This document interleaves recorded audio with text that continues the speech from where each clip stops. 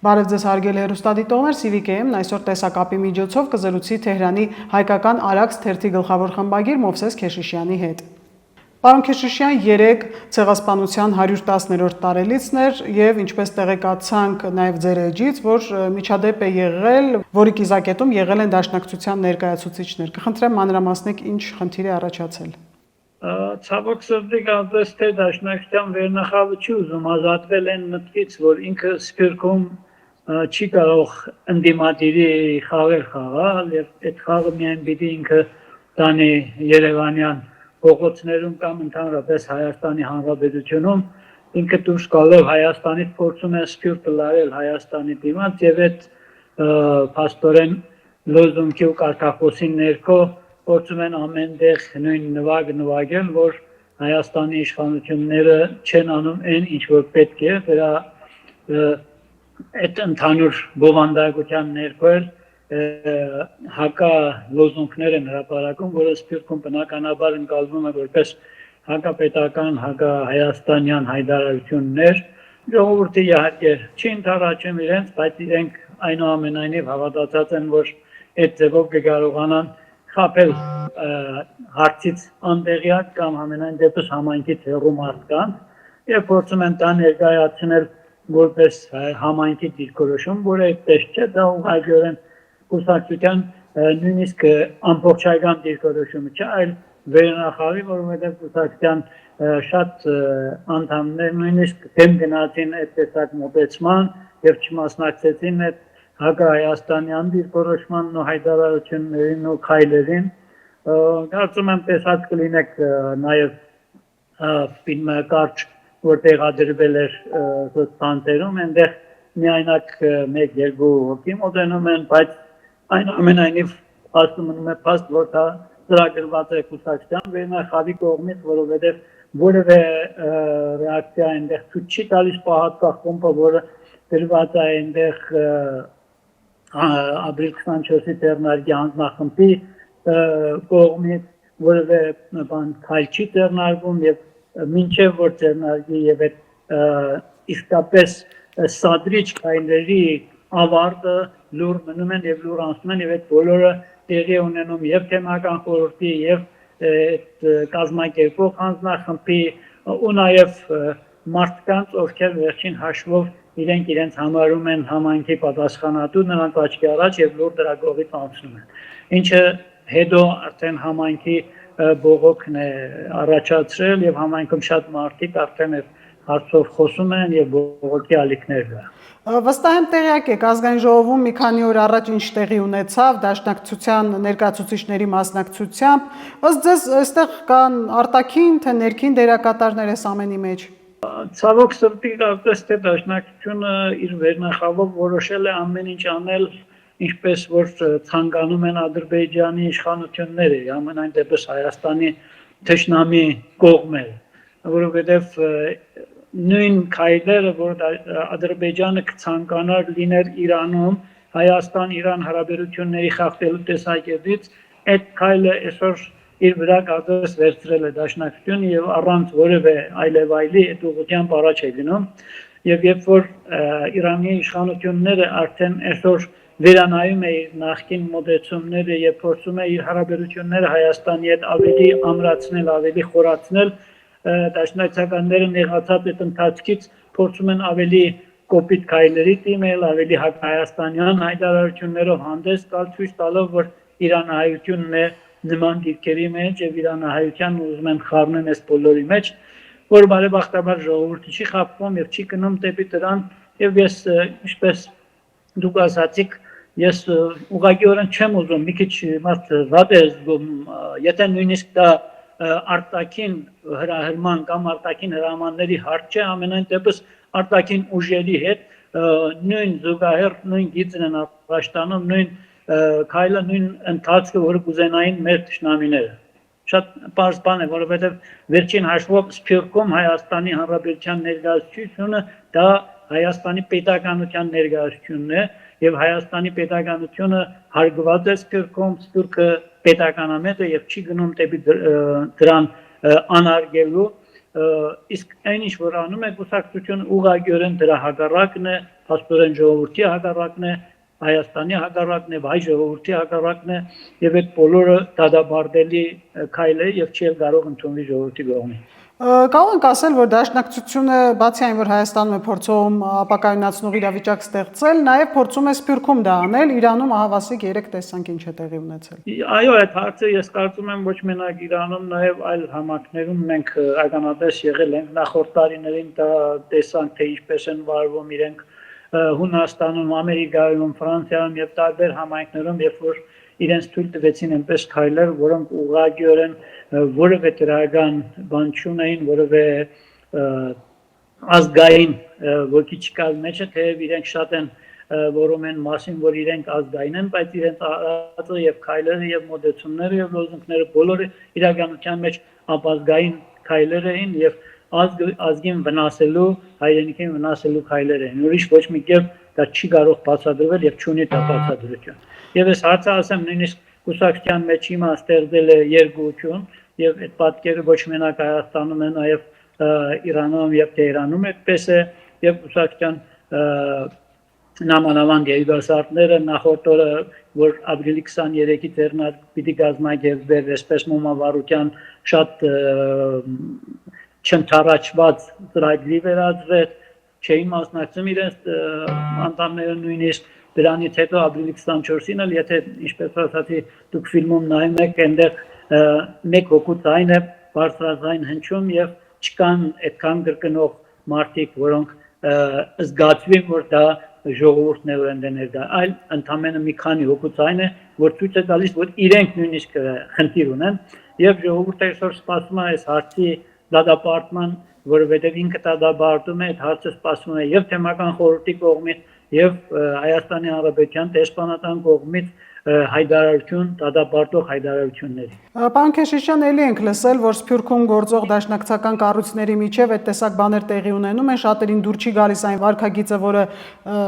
դրսևորում է դաշնակցությունը Հայաստանում եւ նաեւ որոշ վայրերում Սփյուռքում։ Հնարավոր է ներսից այդ պայթյունը տեղի ունենա եւ վերջապես ինքնամաքրվի այդ կուսակցությունը։ Յուրաքանչյուր 10 տարին մեկ կուսակցության մեջ նման բաներ պատահում են։ Մենք այդ հարցը տարբեր տարիներին ականատես եղել ենք եւ Թեհրանում եւ Իրանի այլ քաղաքներում, Սպահանում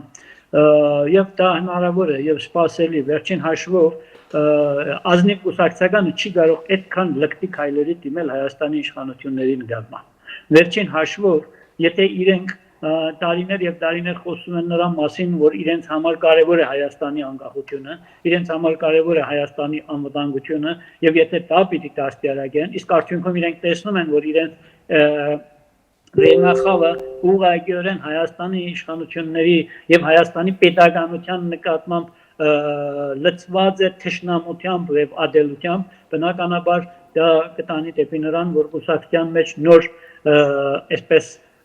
պայթյունների պիտի սպասենք։ Ես տեղյակ եմ, որ դուք նաև անհանգստացած եք, շատ մտահոգ եք Հայաստանի ներքաղաքական կյանքով, հաճախ եք լինում Հայաստանում եւ վստահ եմ, որ նաև հետևում եք այդ իրադարձություններին։ Վերջին շրջանում շատ ակտիվացել են Սերժ Սարգսյանը, Ռոբերտ Քոչարյանը,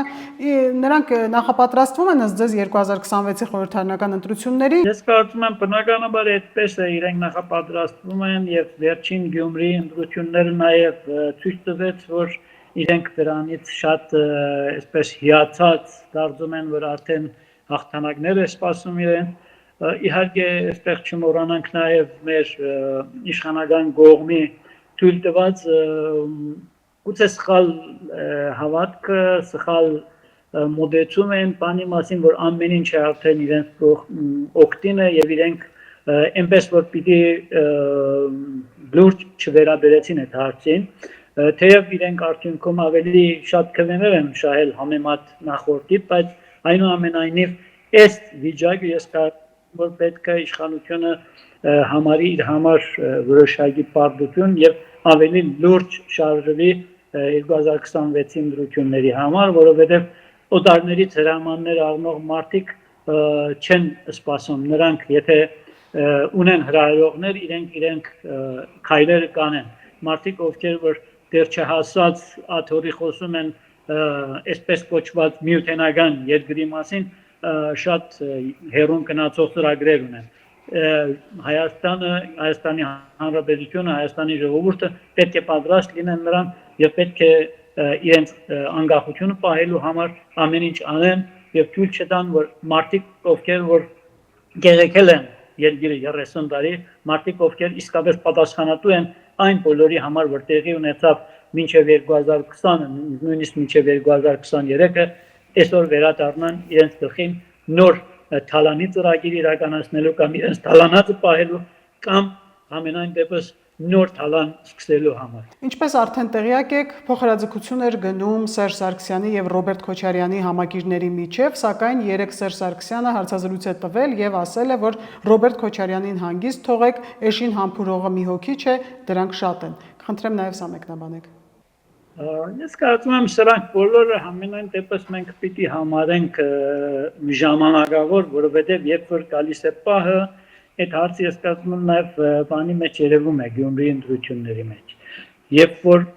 մարդիկ ամեն մեկը որպես ընդդիմություն տարբեր ճակատներով հրաբարակ են գալիս, բայց վերջը գալիս են մեկ ամանի մեջ տեղավորվում են ու ընդունում են մեկին, որ համարում են իրենք ամենայն դեպս որպես ընդդիմություն։ Բայց իրականությունն է, որ սրանց բոլորի ցանկությունը նույնն է, վերադարձնել իրեն նախկին կարգավիճակը, վերադառնալ դեպի նրան, որ կարողանան նորից նստեն այն աթոռին, որով կարողանան իրենց ասածը, իրենց արածը շարունակել։ Սա է հարցը։ Ես մնացած հարցերին այդքան կարևորություն չեմ տալիս, վերջին հարցում այս հարցին պատասխանողը կամ այս հարցին վերաբերող մոտեցում ցուցաբերողը Հայաստանի Հանրապետության ժողովուրդն են, ովքեր իրավունք ունեն իրենց իշխանություններին քվե տալ եւ իշխանությունները իր ճիշտ քաղաքականությամբ կկարողանան պահպանել իր քվեները, իսկ նրանք, ովքեր որ ցանկանում են ժողովրդին խաբելով նորից վերադառնալ, այն դեպքում կարողանան խաբել, եթե ժողովուրդը հուսահատված լինի իշխանությունից։ Եվ կարծում եմ այստեղ կարևոր է եւ իշխանության մոտեցումը եւ ժողովրդի ուշիվշով հարցերի կողմից ուշիվշով հարցերի հետևելը, նայելը եւ իմանալը, որ վերջին հաշվով այդ մարդիկ ինչ անոնների տակ էլ որ թաքնվեն, սրբազանի հետ թաքնվեն, թե ես իմ ինչ որ դիտնայանի կամ ինչ որ եթե նախկինում իրենք հրապարակ են եկել դերասանի թիկունքում կամ չգիտեմ ինչի թիկունքում, վերջը նույնն է, այդ նույն մարդիկ են տարբեր դեմքերով։ Ժողովուրդը պետք է իմանա, որ որն է իր շահին շարժվելու, ընթացք առաջ տանելու եւ նրա կողքին կանգնելու եւ ես կարծում եմ ժողովուրդը ճիշտ կդիրքորոշվի։ Այստեղ մենք պետք է մեր անելիքը որպես կողմեր լավ իմանանք եւ իշխանությունը եւ իսկապես ճիշտ ընդդիմությունը։ Ես կարևորում եմ ճիշտ ընդդիմության ներկայությունը, այդ ընդդիմությունը, որը կօգնի պետականությանը ավելի ամրանալու, ավելի ուժեղանալու եւ անկախությունը ավելի լավ եւ ճիշտ պահել։ Եվ նաև երեք խոսել է Ռոբերտ Քոչարյանը,